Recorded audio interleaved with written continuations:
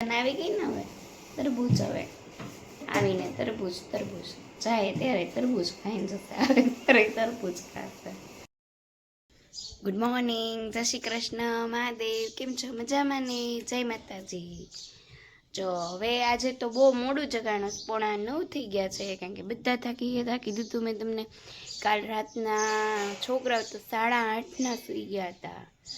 દેવાંગી 9 વાગ્યા સૂઈ ગયા હતા. હું થાકી ગઈ હતી, મને શું હતું પણ મને આમ ઊંઘ જ નહોતી આવતી. થાકી ગઈ હતી તોય ઊંઘ નહોતી આવતી. મને રહીને આમ 11, 11:30, 12 ઊંઘ આવી. થાકી ગઈ હતી તોય તે પથારીમાં પડી ગયા હતા પણ ઊંઘ નહોતી આવતી. થાકી ગઈ હતી તોય આમ. છોકરાઓને દેવાંગ વહેલા સૂઈ ગયા હતા. હવે તોય 8:45 થઈ ગયા છે. અને હવે જો પાણી આવતું હોય તો કપડાં ધોવા નાખી દેવા છે. નાસ્તો ચા પાણી કરીને કચરા પોતા કર્યા અને કપડાં ધોઈને સૂકવી નાખ્યા. કામ બધું પૂરું. ચાલો હવે બધું કામ પતી ગયું છે. કપડાં અને કચરા પોતા અને બધું બાળકો સ્કૂલે વહી ગયા છે. હવે આપણે રસોઈની તૈયારી કરવા લાગીએ. શાક સમારાઈ ગયું, કોબી બટેટાનું શાક અને દાળ ભાત રોટલી બધું કરી નાખીએ ફટાફટ. બપોરે રસોઈ કરી જમી કાઢવીને સૂઈ ગયા હતા. સૂઈને હવે જો આ સાંજની રસોઈની તૈયારી કરું છું. દૂધી બટેટાની.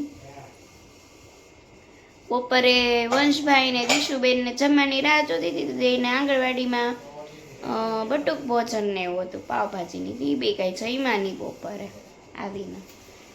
એટલે હવે તરબૂચ જો ફ્રીજમાં મૂક્યું છે. થોડીક વાર બહાર રાખીને ખાજે હો. તરત ઠંડુ ન ખાતી. તરબૂચની સિઝન આવી ગઈ ને હવે. તરબૂચ હવે આવીને તરબૂચ જાય ત્યારે તરબૂચ ખાઈને જશે, આવે ત્યારે તરબૂચ ખાશે. તો કમેન્ટ કરજો તમારા ઘરમાં પેલું સિઝનનું તરબૂચ ખાઈ લીધું કે નથી ખાધું, એમ કમેન્ટ કરજો. એટલે હવે સાંજે રસોઈની કરશું. દૂધી બટેટાનું શાક ને ભાખરીની જ કરવું છે. રસોઈ કરી જમી કાઢીને વાસણની ધોઈને રસોડું પતાવ્યું. જો તોફાન શરૂ થઈ ગયા છે. વાસણ ધોઈ જમી કાઢવી. જો કુવાના ખેલ છે. સુઈ જવા. કાલે સવારની સ્કૂલ છે, શનિવાર દિશુને. તોફાન હાલ્યા રાખશે. આપણે સુઈ જઈએ, બેટરી થાય છે પૂરી.